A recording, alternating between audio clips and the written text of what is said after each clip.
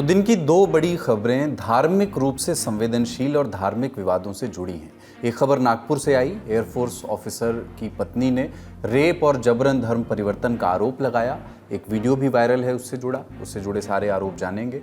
दूसरी खबर पंजाब से है। बेअदबी के मामले में घिरे हैं मुख्यमंत्री भगवंत मान।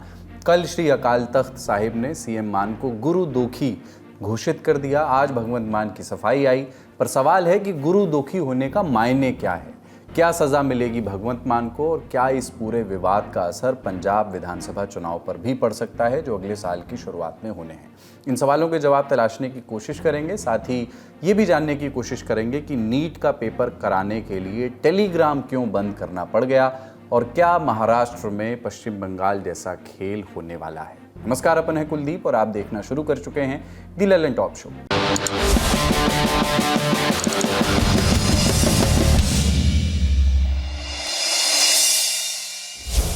महाराष्ट्र के नागपुर से खबर आई है। एयरफोर्स के एक अधिकारी की पत्नी के साथ कथित तौर पर रेप किया गया, उनका आरोप है ऐसा।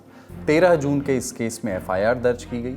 आरोप के मुताबिक महिला को पहले नशीला पदार्थ पिलाया गया, फिर रेप किया गया और इस दौरान एक वीडियो भी बनाया गया जिसके बल पर महिला को ब्लैकमेल किया गया। इस केस के मुख्य आरोपी का नाम अय्याज ताज मदारे है, जो महिला का क्लासमेट भी रह चुका है। घटनाक्रम आपको शुरू से बताते हैं। महिला का आरोप है कि पिछले साल फरवरी में अय्याज ने प्लॉट खरीदने के बहाने उससे कांटेक्ट किया। महिला भी प्रॉपर्टी डीलिंग का काम करती थी। दोनों वर्धा रोड स्थित एक होटल में गए और पीड़िता का आरोप है कि इसी समय अय्याज ने उसे नशीला पदार्थ मिला हुआ जूस पिलाया। जब वो बेहोश हो गई तो उसके साथ बलात्कार किया और वीडियो बनाया, तस्वीरें भी खींची। शिकायत के मुताबिक इन्हीं वीडियोज़ और फोटोज़ के सहारे उसे ब्लैकमेल किया गया, कई बार यौन शोषण किया गया और इन सब के अलावा महिला से 3 लाख रुपए से ज़्यादा ऐंठ लेने का भी आरोप है। Cut to May 2026। पुलिस के बयान के मुताबिक 31 मई को उसे नागपुर के पास कलमेश्वर ले जाया गया, जहां अय्याज के साथ अमीन शेख और मध्य प्रदेश के छिंदवाड़ा के रहने वाले हजरत मौलाना भी मौजूद थे। महिला ने पुलिस को बताया है कि वो डरी हुई थी, इसलिए किसी से कुछ कह नहीं पाई। कुछ दिन पहले जब उनके पति वापस आए तो महिला ने पूरी कहानी बताई और फिर एफआईआर दर्ज हुई। लेकिन इस केस में कहानी इतनी भर नहीं है। केस में और भी गंभीर आरोप हैं, जैसे कि धर्मांतरण और जबरन शादी कराना। पुलिस को महिला ने बताया है कि उसे मध्य प्रदेश ले जाया गया था। वहां मौलाना ने कुछ रस्में की और कहा गया कि पीड़िता का निकाह मुख्य आरोपी से करा दिया गया है। लड़की का विक्टिम का बोलना ऐसा है कि उसको जो है मध्य प्रदेश में एक जगह पे लेके जाके जो है उसके साथ में जो है वहाँ के उपस्थित जो हमारा दूसरा सेकंड आरोपी है वो वहाँ पे ऑलरेडी प्रेजेंट था, और वहाँ पर जो एक मौलाना या कोई तो भी थे, उन्होंने उनके ऊपर जो है वो कलमे कुछ तो भी पढ़े, वो बता रही है लड़की, और वो कलमा पढ़ने के बाद में उसका निकाह जो है वो मुख्य आरोपी के साथ में करवाया, ऐसा उसका बोलना। इस केस को सबसे ज्यादा तूल दिया है एक वीडियो ने। करीब 1.25 मिनट का एक वीडियो है जिसमें एक महिला के दोनों हाथ आरोपी ने जबरदस्ती पकड़े हुए हैं और वो कोई इस्लामिक धार्मिक पंक्तियां पढ़ रहा है। इसी वीडियो के आधार पर यह कहा जा रहा है कि महिला का धर्मांतरण किया गया। वायरल वीडियो में आरोपी क्या पढ़ रहा है, इसे समझने के लिए हमने लखनऊ के मुफ्ती ओसामा नदवी से बात की। वो लखनऊ हाई कोर्ट में वकील भी हैं। जो एक वीडियो वायरल हो रहा है कि जो अभी हमने देखा है, उसमें एक शख्स है जो दो लड़कियों के दोनों हाथ पकड़े हुए हैं और अल्लाहु अकबर अशहदु अल्ला इलाहा इल्लल्लाह अशहदु अन्ना मुहम्मद रसूलुल्लाह पढ़कर वो लड़की के कानों में फूंकता है। तो इसका जो मतलब होता है, ये अज़ान के अल्फाज हैं और ये किसी बीमारी या आसेब या भूत प्रेत का असर होने पर ये इस तरह के अल्फाज पढ़े जाते हैं। ये कुरान की आयतें नहीं है, बल्कि ये अल्लाह की इज़्ज़त और उसकी किबरियाई को बयान करने के अल्फाज हैं। उसके बाद वो कुल आऊज़ु बिल्लाहि मिनश शैतानिर रजीम पढ़ रहा है, जिसके अंदर शैतान मरदूद से पनाह मांगने के लिए, उसके शर से, उसकी बुराई से बचने के लिए जो अल्लाह से एक मदद मांगी जाती है वो है। उसके बाद बिस्मिल्लाह पढ़कर वो शख्स फूंक रहा है। फिर उसके बाद वो कुल आऊज़ु बिरब्बिल फलक पढ़ता है और कुल आऊज़ु बिरब्बिन नास पढ़ता है। ये दोनों कुल हैं। इनका जो मतलब होता है वो ये होता है कि जब किसी शख्स पर कोई बीमारी या किसी आसेब या किसी भूत और प्रेत का या किसी और तरह का कोई शैतानी असर होता है तो उसके बाद इन आयतों को पढ़ा जाता है ताकि वो उनसे बचा जा सके। उसके बाद एक वो आयत पढ़ता है कुरान पाक की, अवहसिबतुम अन्नमा खलकनाकुम आबासा व अन्नकुम इलैना ला तुरजाऊन। इसका मतलब ये है कि did you think that we had created you without purpose, कि हमने तुमको, क्या तुम्हारा ख्याल ये है कि हमने तुमको ऐसे ही पैदा कर दिया है, बल्कि तुम हमारी तरफ, और तुम ये भी सोचते हो कि तुमको हमारी तरफ लौटाया नहीं जाएगा। तो इन सारी आयतों का जो उस वीडियो के अंदर दिखाई गई है, उनका कोई खास मकसद नहीं होता है, बल्कि वो किसी भी एक आजमाने के तौर पर, और एक तौर से कि बहुत सारी जो मखलूक दूसरी होती है वो इंसानों को परेशान करती है, तो उनको दूर करने के लिए इस तरह के वीडियो इस तरह की जो है वो सूरतें पढ़ी जाती हैं। और इनका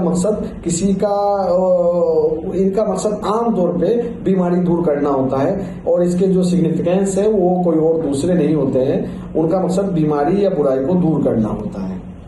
सीनियर इंस्पेक्टर राहुल तसरे ने बताया कि पीड़िता ने धर्मांतरण के आरोप लगाए हैं, पर अब तक धर्मांतरण का कोई वीडियो नहीं मिला है। नागपुर सिटी पुलिस के जोन 1 के डीसीपी सिंगारेड्डी ऋषिकेश ने बताया है कि शिकायत मिलने के बाद एफआईआर दर्ज की गई। अब तक 3 आरोपियों की पहचान हो चुकी है, 2 को गिरफ्तार भी किया गया है। एक आरोपी का पता मध्य प्रदेश के छिंदवाड़ा में है। इस बात की पूरी संभावना है कि इसमें और लोग भी शामिल हो सकते हैं और जांच उसी दिशा में आगे बढ़ रही है। पुलिस ने बलात्कार, जबरन वसूली, जबरन धर्म परिवर्तन की कोशिश की धाराओं में मुकदमा दर्ज किया है।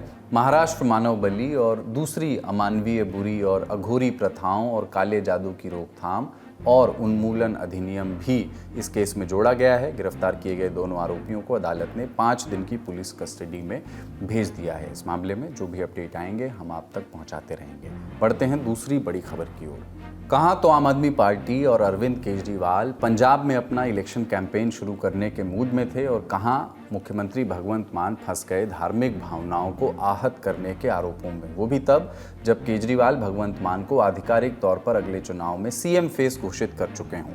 हमने ये खबर आपको कल भी दिखाई थी, लेकिन पूरा मामला समझाने के लिए एक बार फिर से आपको बताते हैं। कल 15 जून को श्री अकाल तख्त साहिब की 5 सदस्यीय जत्थेदार समिति ने भगवंत मान को एक कथित बेअदबी, धार्मिक अपमान वाले मामले में गुरुदोखी करार दिया था। गुरुदोखी मतलब गुरुओं का अपमान करने वाला और खालसा पंथ विरोधी। ये विवाद जनवरी में शुरू हुआ। अकाल तख्त ने मुख्यमंत्री भगवंत मान को 15 जनवरी को अपने सचिवालय में तलब किया था। वजह थी गुरु की गोलक यानी धार्मिक चढ़ावे और एक आपत्तिजनक वीडियो को लेकर। एक वीडियो केंद्र में है जो कथित तौर पर एक ऐसे व्यक्ति को दिखाता है जिसकी शक्ल मुख्यमंत्री भगवंत मान से मिलती जुलती बताई जा रही है। वीडियो में वो व्यक्ति कुछ आपत्तिजनक हरकतें करता हुआ दिख रहा है। भगवंत मान लगातार इन आरोपों को नकारते रहे हैं। उन्होंने पहले इस वीडियो को फर्जी बताया था और कहा था कि इसे आर्टिफिशियल इंटेलिजेंस की मदद से तैयार किया गया है, लेकिन अकाल तख्त भगवंत मान से सहमत नहीं हुआ। जत्थेदार ज्ञानी कुलदीप सिंह गर्गज ने कहा कि 2 मान्यता प्राप्त फोरेंसिक लैब की जांच में पाया गया कि वायरल वीडियो असली है, उसमें किसी तरह की छेड़छाड़ नहीं की गई है और ये एआई से भी नहीं बनाया गया है। फोरेंसिक जांच की रिपोर्ट पेश किए जाने के बाद श्री अकाल तख्त साहिब के 5 सदस्यीय जत्थेदार पैनल ने बैठक की। इसके बाद पैनल ने पंजाब के मुख्यमंत्री भगवंत मान को गुरुदोखी घोषित किया। इन आरोपों पर आज भगवंत मान का बयान आया, उनकी सफाई आई। मैं इस वीडियो ਨੂੰ ਜਦੋਂ ਮੈਨੂੰ ਅਕਾਲ ਤਖਤ ਸਾਹਿਬ ਤੇ ਬੁਲਾਇਆ ਗਿਆ ਸੀ, ਮੈਂ ਉਦੋਂ ਵੀ ਇਹ ਕਹਿ ਕੇ ਆਇਆ ਸੀ ਕਿ ਇਹਦੇ ਵਿੱਚ ਮੈਂ ਹੈ ਹੀ ਨਹੀਂ।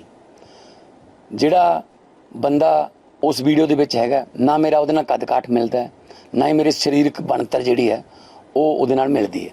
अकाल तख्त के फैसले पर आम आदमी पार्टी पंजाब के मीडिया प्रभारी बलतेज पन्नू ने प्रतिक्रिया दी। शिरोमणि अकाली दल और बादल परिवार पर सिख संस्थाओं का राजनीतिक इस्तेमाल करने का आरोप लगाया। कहा कि अकाल तख्त की फोरेंसिक रिपोर्टें केवल वीडियो के असली होने की पुष्टि करती हैं, लेकिन उनमें दिख रहे व्यक्ति भगवंत मान ही हैं, ये साबित इससे नहीं होता है। एक सवाल ये भी उठता है कि अकाल तख्त ने भगवंत मान को गुरुदोखी करार जो दिया है, गुरुदोखी के मायने क्या हैं? क्या भगवंत मान को कोई सजा दी जाएगी इसके लिए? क्या उन्हें मुख्यमंत्री पद से इस्तीफा देना पड़ सकता है, जैसे कि मांग विपक्ष कर रहा है? देखिए, जो बेअदबी के सजा का ये होता है कि सिख धर्म में अगर तो जो गलती करने वाला बंदा है, अगर वो सरदार है, इन अपीयरेंस भी सिख है, अगर उसने अमृत भी छका जिसको बैप्टाइज सिख कहते हैं, अगर वो है तो उनके लिए फिर अकाल तख्त उनको सम्मन करता है। वो अकाल तख्त साहब के सामने पेश होते हैं। इस बार भी कुछ है, अगर आपको याद तो 2 दिसंबर को सुखबीर बादल और उनके साथी सम्मन किए गए थे। इस बार भी इन्होंने 29 तारीख को भगवंत मान के अलावा बाकी जो Sikh member parliament, member assembly हैं, चाहे वो सरकार में है या नहीं है, सबको बुलाया है जो सिख हैं। तो एक तो ये है कि जब उनको बुला लिया जाएगा, अगर किसी पे आयद होता है कि उसने बेअदबी की है, तो अकाल तख्त साहब उसको उसको बताता है कि तुम्हारे ऊपर ये इल्जाम है। अगर वो मान लेते हैं, और फिर उसके बाद उनको सजा सुनाई जाती है। सजा कई तरीके से होती है। लार्जली अगर मैंने पिछले कई समय से जो 25-30 साल से तो कवर करता आ रहा हूं, लेकिन अगर 100, 150, 200 साल पुरानी बातें भी देखें, तो सजा महाराजा रंजीत सिंह को उस समय में कोड़े मारने की भी दी गई थी, लेकिन वो बाद में उन्हें माफ कर दिया गया था इसमें। तो इसमें सजा का यही होता है कि उनको रियलाइजेशन हो। ये सजा कह लो या सेवा कह लो, उनको गुरुद्वारे के अंदर सेवा करने की या इस तरह की उनको एक ऑर्डर्स दिए जाते हैं। तो उसको वो जब वो सेवा कंप्लीट हो जाती है, फिर अकाल तख्त साहब के जत्थेदार साहब ने भी कल ये कहा था, पूछा गया था उनसे, जबकि भगवंत मान को जब ये आपने पंथ दोखी करार दे दिया है, तो ये कब तक चलता रहेगा, उसके ऊपर उनका क्या असर रहेगा। तो उनका ये कहना था कि जो गुरु है वो बख्शनहार है, वो माफी दे देता है। ये डिपेंड करता है उस बंदे पर जिसने गलती की है, वो माफी मांगना चाहता है या फिर इसी को कंटिन्यू रखना चाहता है। वैसे मुख्यमंत्री भगवंत मान इस पूरे विवाद को पंजाब सरकार बेअदबी विरोधी कानून से भी जोड़ रहे हैं। हाल ही में उनकी सरकार एक विधेयक लाई थी। मान कह रहे हैं कि कानून को लोगों का समर्थन मिलने से उनके राजनीतिक विरोधी परेशान हो गए हैं, इसलिए उन्हें घेरने की कोशिश की जा रही है। पंजाब विधानसभा से जगत जोत श्री गुरु ग्रंथ साहिब सत्कार संशोधन विधेयक 2026 13 अप्रैल को पारित हुआ है। इसमें श्री गुरु ग्रंथ साहिब के साथ बेअदबी या अपमान के मामलों में कम से कम 7 साल और अधिकतम 20 साल तक की सजा का प्रावधान है। गंभीर मामलों में सजा आजीवन कारावास तक बढ़ाई जा सकती है। पर इस कानून के प्रावधानों और इसकी कानूनी संरचना को लेकर सवाल उठ रहे हैं। साथ ही टाइमिंग पर भी सवाल उठे, क्योंकि कानून पास कराया गया जब चुनाव में 1 साल से भी कम का समय रह गया था। पर अब जब अकाल तख्त ने भगवंत मान को गुरुदोखी करार दिया है, तो सवाल ये भी है कि क्या ये टाइमिंग ही भगवंत मान के लिए आने वाले चुनाव में नुकसान करा सकती है। कोई भी मुद्दा है, राजनीतिक मुद्दा है, जब चुनाव 1 साल के दरमियान रह जाते हैं तो उसको उसके साथ जोड़ लिया जाता है कि उसका असर आने वाले दिनों में नजर आएगा या लोग याद रखेंगे। पर आप इस बात को भी याद रखो, जब कुछ बड़ा होता है पिछली बात भूल जाते हैं लोग, उनको याद दिलानी पड़ती है कि ये हुआ। लेकिन पंजाब की जो करंट सिचुएशन है, पॉलिटिकल सिचुएशन है, उसमें ऐसा लग रहा है अगर ऐसे ही सब कुछ चलता रहा तो 4 पार्टी और 5 पार्टी कंटेस्ट हो सकता है। और उसमें हर कोई पार्टी अपनी अपनी शेल्फ में हर तरीके की चीज रखे हुए है। तो उसमें ये भी एक मुद्दा है जो आने वाले दिनों में होगा। ये मुद्दा इसलिए भी इसको मुद्दा मान लिया जा रहा है क्योंकि भगवंत मान से पहले, आम आदमी पार्टी से पहले कांग्रेस की सरकार थी। उससे पहले 10 साल बीजेपी और अकाली दल की मिली हुई सरकार थी, अलायंस गवर्नमेंट थी, एनडीए गवर्नमेंट भी बोला जाता है। उस दौरान उनकी सरकार का जाने का बहुत बड़ा रीजन सैक्रिलेज ही था, जिसपे उन पे इल्जाम लगे थे कि आपने उन लोगों पर कार्रवाई नहीं कही सकते से जिन्होंने उस समय में बेअदबी हुई थी गुरु ग्रंथ साहिब की, और उसमें जो प्रोटेस्ट करने आए थे लोग, वो 2 लोग मारे गए थे, ऐसा एलिगेशन है। इसके कारण उनकी सरकार गई। इवन जो कैप्टन अमरिंदर सिंह आए, उन्होंने भी गुटका साहब जो छोटे बुकलेट जो स्क्रिप्चर है, सॉरी बुकलेट तो नहीं कहूंगा, जो स्क्रिप्चर है उसको हाथ में रख के, और उन्होंने प्रॉमिसेस किए थे, सौगंध गाई थी। तो वो भी एक रिलीजियस मोटिव ही था। उनकी सरकार चली गई, वो बेअदबी वाले मुद्दे वहीं पे खड़े रहे। ये सरकार भी बेअदबी वाले मुद्दे पे ही कानून बनाने में 3-4 साल लगे उन्हें, संशोधन आने में, लेकिन वो मुद्दा गर्मा गया। तो 2027 के इलेक्शन में मुझे लगता है कि मुद्दा चलता रहेगा, ये लंबा चलेगा, क्योंकि भगवंत मान ने इसके ऊपर भी जो अकाल तख्त साहब का फैसला आया है उस पर उन्होंने अपना बहुत स्ट्रांग रिस्पॉन्ड किया है। उनका कहना है कि ये जो वीडियो दिखाई गई है, अभी वो मानते हैं कि वो एआई जनरेटेड है।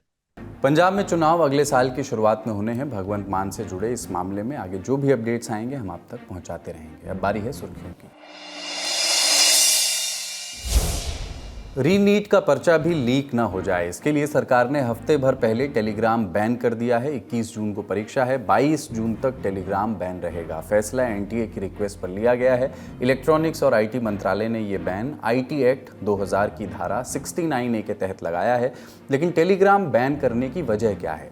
रूस में बने इस ऐप के कारण भारत में ऐसा क्या हो रहा है जिससे परीक्षाएं प्रभावित हो रही हैं? पेपर लीक के कई मामलों में ये देखा गया है कि सर्कुलेशन का माध्यम टेलीग्राम बना है। 2024 का नीट हो या 2026 का, दोनों एग्जाम में पेपर लीक के तार टेलीग्राम से ही जुड़े थे। टेलीग्राम ग्रुप से पेपर के स्क्रीनशॉट्स सर्कुलेट होने की बात चली थी, जिसके बाद कई टेलीग्राम ग्रुप्स को बंद करने की भी खबरें आईं। लीक करने वाले टेलीग्राम पर पेपर और पैसे का लेन देन करते हैं। टेलीग्राम पर ये करना उनके लिए थोड़ा मुफीद भी होता है। वजह है इस ऐप के कई फीचर्स। जो लोग ऐप का इस्तेमाल करते हैं उन्हें पता होगा टेलीग्राम के एक ग्रुप में 2 लाख लोगों तक को जोड़ा जा सकता है, यानी एक मैसेज को सेकंड भर में लाखों लाख लोगों तक पहुंचाया जा सकता है। टेलीग्राम में सीक्रेट चैट्स की भी सुविधा है, यानी मैसेज सिर्फ सेंडर और रिसीवर ही पढ़ सकते हैं, बीच में उसे हैक करके कोई और डिकोड नहीं कर सकता। इतना ही नहीं, और सुनिए, टेलीग्राम में मिनटों में बॉट अकाउंट भी तैयार हो जाता है। देखने में अकाउंट एकदम मशीनी लगेगा, लेकिन उसे चला कोई इंसान रहा होगा। उसका नाम और नंबर पता लगाना आम लोगों के लिए मुश्किल होता है। ज़्यादातर मैसेजिंग ऐप में आप 1-2 दिन पहले का मैसेज एडिट नहीं कर सकते, लेकिन टेलीग्राम में ये भी संभव है। बनाने वाले ने गलती सुधारने का मौका देने की नीयत से ही फीचर्स ये लाया होगा, लेकिन धांधलेबाज इसका भी गलत फ़ायदा उठाते हैं। ठगने वाले मैसेजेस भेजते हैं, बाद में उसको एडिट कराते हैं। देता होगा व्हाट्सएप इस काम के लिए 15 मिनट, लेकिन टेलीग्राम 48 घंटे का समय देता है।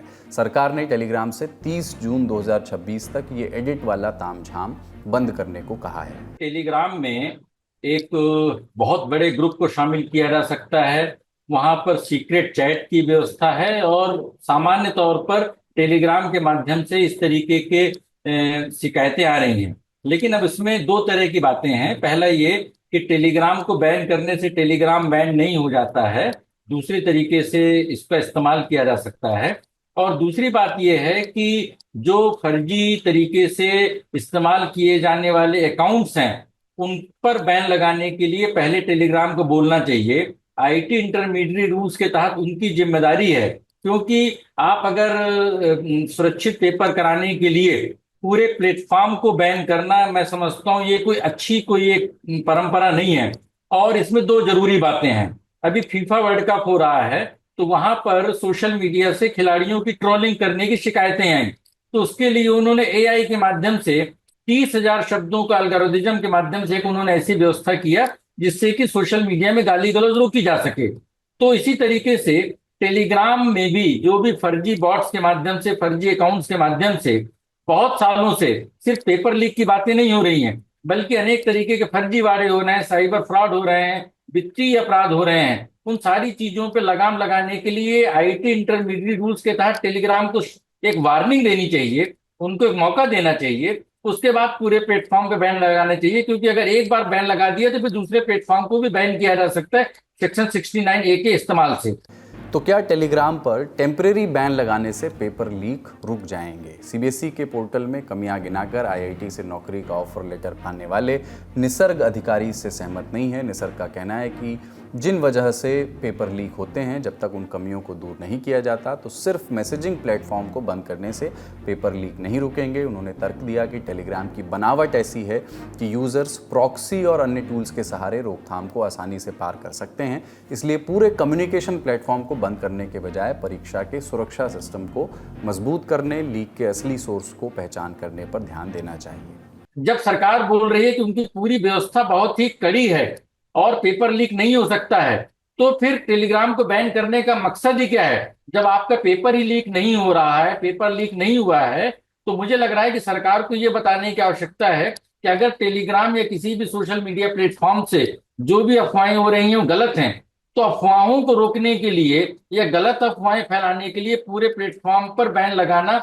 हो सकता है कि सरकार जब सेना का इस्तेमाल कर रही है, वायुसेना का इस्तेमाल कर रही है, पैरामिलिट्री फोर्सेस का, फाइनेंस मिनिस्ट्री के प्रिंटिंग प्रेस का, और उसमें इसको जस्टिफाई किया जा सके।